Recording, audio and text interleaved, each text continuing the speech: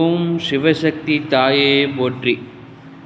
இப்பொழுது நமது காளி மந்திராலயம் வீடியோ பகுதியில் பார்க்க இருக்கும் பதிவு என்னவென்றால், நமது வீடு சுபிட்சம் பெற நிலைவாசலை எப்படி வைத்து கொள்ள வேண்டும், எப்படி வைத்து கொண்டால் நமது வீட்டிற்குள் குலதெய்வம் வலம் வரும் என்பதை தெளிவாக இந்த பதிவில் நான் பதிவிடுகின்றேன். ஆன்மீக சொந்தங்களே, இப்போ பார்த்தீங்க அப்படின்னா, பெரும்பாலும் எல்லாருமே நிலைவாசல் அப்படிங்கிற அந்த நிலை சட்டத்தை சரியாகவே பராமரிக்கிறது இல்லைங்க. சரிங்களா? இதில் தெளிவாக சற்று தெரிந்து கொள்ளுங்கள்.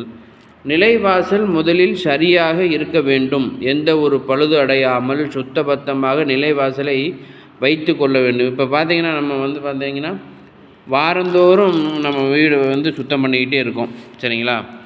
வீட்டை நம்ம தண்ணி ஊற்றி வாஷ் பண்ணி சுத்தம் பண்ணி கழுவிக்கிட்டே இருக்கோம். அதே மாதிரி நம்மளோட நிலை கதவையும் நிலை சட்டத்தையும் சுத்தபத்தமாக ஈரத்துணியால் சுத்தம் செய்து அதற்கு சந்தனம் குங்குமம் வைத்து சரியான முறையில் பழுதடையாமல் பார்த்து கொள்ள வேண்டும். இது முதல் அறிகுறிங்க. சரிங்களா? அடுத்து பார்த்திங்க அப்படின்னா, அந்த நிலைவாசல் சட்டத்தை மேல் பகுதியில் நவதானியங்களை ஒரு மஞ்சள் துணியால் போட்டு கட்டி தொங்க விடணுங்க. சரிங்களா? அடுத்தபடியாக ஒரு எலுமிச்சை கனியையும் 2 மிளகாயும் ஒரு வெள்ளை துணியால் போட்டு ஒரு நிலைவாசல் பகுதியில் ஒரு மூலையில் கட்டி வைப்பது மிகவும் நல்லது. அதேமாதிரி வாரத்துக்கு 2 முறை செவ்வாய் வெள்ளிக்கிழமை தீப தூபங்களை நிலைவாசலுக்கு காட்டுவது மிகவும் உத்தமம்.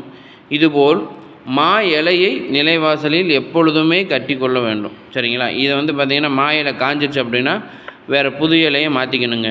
இதெல்லாம் இருந்துச்சு அப்படின்னா நமது வீட்டில் குலதெய்வம் வலம் வரும். சரிங்களா?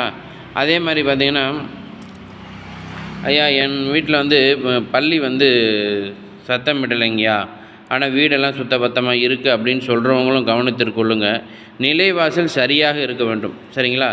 இப்போ பார்த்திங்கன்னா ஒவ்வொரு வீட்டில் பார்த்திங்கன்னா நிலைவாசல் அங்கங்கே துவாரம் இட்டு வண்டுகள் குடையப்பட்டு ஒரு மாதிரி புளுத்து போன மாதிரி அப்படியே பவுடராக கொட்டும். சில வீட்டு நிலைவாசலாம் பார்த்துருக்கீங்கன்னா அதை கண்டுக்கவே மாட்டாங்க.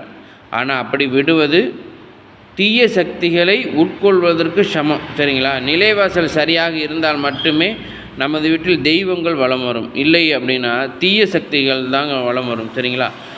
முதல் படியே வீட்டின் வாசற்படி வழியே தான் நம்ம தெய்வங்கள் வீட்டிற்குள் வரும். சரிங்களா? அப்போ வாசல் படியில் உள்ள நிலைவாசல் கதவுகள் சரியாக இல்லைனாலே தெய்வங்கள் நமது வீட்டில் வலம் வராதுங்க. சரிங்களா? அதே மாதிரி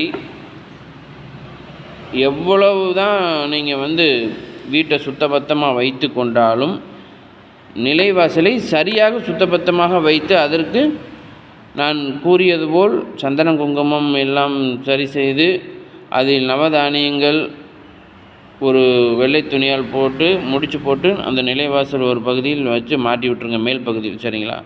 அதே மாதிரி பார்த்திங்கன்னா வெள்ளிக்கிழமை உங்களுக்கு பிடித்தமான ஒரு மலர்களை, சரிங்களா, மலரை பூ அந்த நிலைவாசலில் வச்சு தொங்க விடுறது மிகவும் உத்தமங்க. சரிங்களா?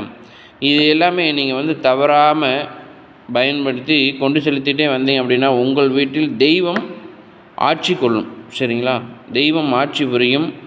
தாங்கள் விரும்பியது நடக்கும். சரிங்களா? அது மாதிரி நமது காளி மந்திராலயம் பகுதியில் ஆன்மீகம் சார்ந்த தகவல்கள் தாங்களுக்கு ஏதேனும் கேள்விகள் இருந்தால் தாராளமாக நமது கமெண்ட் செக்ஷனில் கமெண்ட் இடுங்கள். நமது காளி மந்திராலயம் சேனல் பிடித்தவர்கள் சப்ஸ்கிரைப் செய்து கொள்ளுங்கள். நாம் தினந்தோறும் போடக்கூடிய பதிவை பிடித்திருந்தால் லைக் செய்து கொள்ளுங்கள். ஆன்மீக சொந்தங்களை, அறிவோம் சிவாய நமக. எல்லா புகழும் இறைவன் ஒருவனுக்கே. சிவ சிவ.